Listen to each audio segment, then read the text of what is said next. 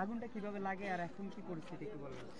আগুনটা তো লাগছে ওই জায়গা থেকে লাগছে, পুড়ে গেছে তো সব, পরিস্থিতি তো খুব খারাপ। ঠান্ডায় বইয়া যাইতেছি, গলাগুলা বইয়া গেছে, কথা কম কেন তারা সব খোলা আকাশে আছে। খাবার টাবার পেয়েছেন? খাবার তো ওই যে দিতেছে, দৌড়াদৌড়ি করে পারাপারি করে লইতে হয়। সকালে খিচুড়ি লইলাম, পর দুবার দৌড়াতে দৌড়ে বড় কাটা ভাত পাইছিলাম। এই যে খোলা আকাশের নিচে কি রাতে থাকবেন? এখন খোলা আকাশ নিচেই থাকবো, নামবো খোলা আকাশ ছাড়া আর আজকে না।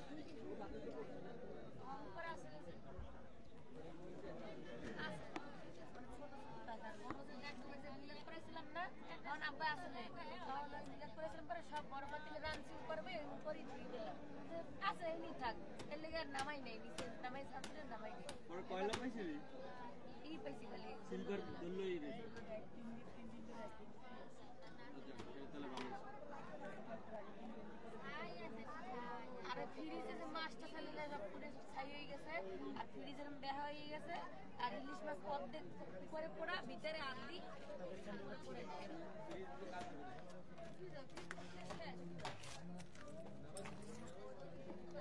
পাড়াই পরে বেহা হয়ে ধুয়ে দিচ্ছে।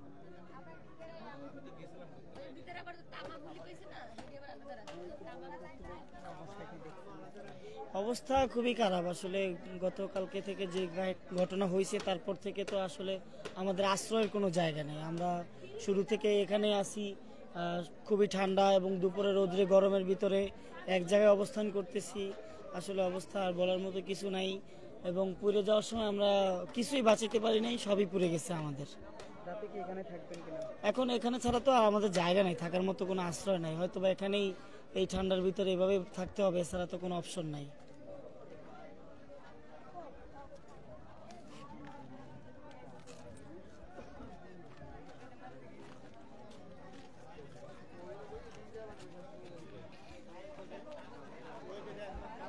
পারাপারি করে দেয়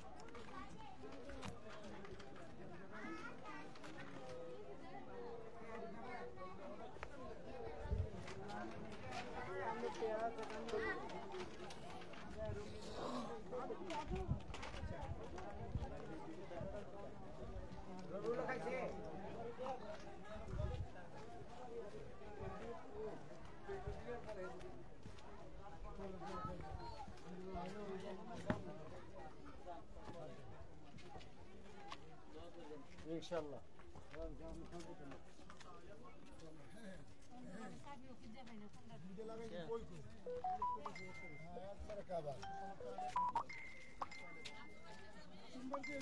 মানে শুধু এদিকে পাইয়ে গেছে।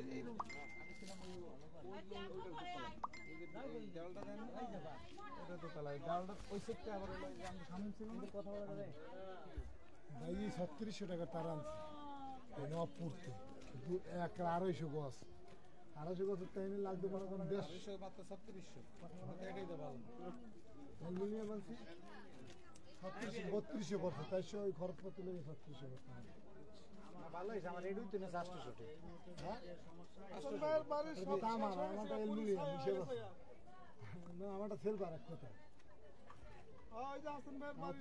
ভালো হইতেছে আমি আনছি তো শুধু মনে করেন আমার চলার জন্য আরো বাসা বেকার হইবে, আর লাইন কই গেল তো তখন তো আবার এটি আমার বাসার বল আমার তার পরে লাগবে, এইজন্য আমি ভালোটাই আনছি। হ্যাঁ এটাই ভালো আছে, লাইন খেয়াল রাখিস তুই, লাইন তো খুলবি তুই, লাইন খুললে কি অবস্থা, আগুন কিভাবে লাগছে কি একটু বলবি? আগুন ওই যে ওখানে তন্দুর দোকান ছিল, ওখানে দোকানের সিলিন্ডার বাস হইয়া আগুনটা লাগছে পাশে, আমাদের পাশের দোকানে আগুন একটু বাতাস আসছিল, বাতাসের সামনে সামনে আগুন খালি দৌড়ায় আইতাছে, এতে আমরা কিচ্ছু বাইর করতে পারি না, যে কাপড় পরনের কাপড় আছিল এতেই 3-4 লাখ টাকার মাল পুড়ছে 2 রুমে। এখন রাত্রে কোথায় থাকবেন? রাত্রে কই থাকবো ওটা কোনো ঠিক ঠিকানা নাই, কার বাসায় থাকবো, সবার তো একই অবস্থা, কার বাসায় যায় থাকবো, এই অবস্থা। সহযোগিতা করছে? সহযোগিতা করার মতো কেউ এখনো আসে নাই সামনে, কেউ করে নাই, কিচ্ছু নাই।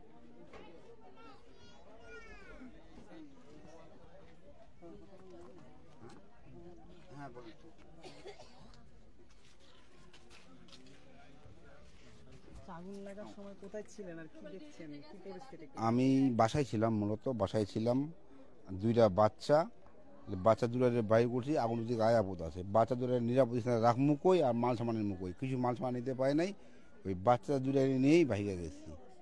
এখন বাচ্চা ছাড়া বাচ্চাগুলো থুমু কোথায়, 2টা বাচ্চা, এটা একটা আর একটা, 2টা বাচ্চা, এখন আমি একা, এখন 2টা বাচ্চা নিয়ে কই যাবো, এখন মাল সামানা কোনো টানতে পারি না, আগুন আয়া পড়ছে, এইসব বাচ্চা দুটা নিয়ে গেছি, কোনো মাল সামান নিতে পারি নাই, কোনো কিছু নিতে পারি নাই, যা পড়ছে আমার মনে হয় যে সর্বনিম্ন 1,80,000 বা 1.5 লাখ এরকম হইব, যা আমার মাল সামানা পড়ছে, অনেক মাল সামানা খাওয়ার না। এই যে গেঞ্জিটা আরেকজনের গেঞ্জি পড়ছে, আমার শুধু একটা শার্ট একটা লুঙ্গি, তাছাড়া কিছু করতে পারি না, এই গেঞ্জিটা আরেকজনের দিছে, এই গেঞ্জিটা পড়ছি, শার্টটা সারাদিন এগুলো পরিষ্কার করছি, শার্টটা ময়লা হয়ে গেছে, শার্টটা ধুয়ে দিছি, ধুয়ে দেওয়ার পরে একজন গেঞ্জিটা দিল, এই গেঞ্জিটা পরলাম।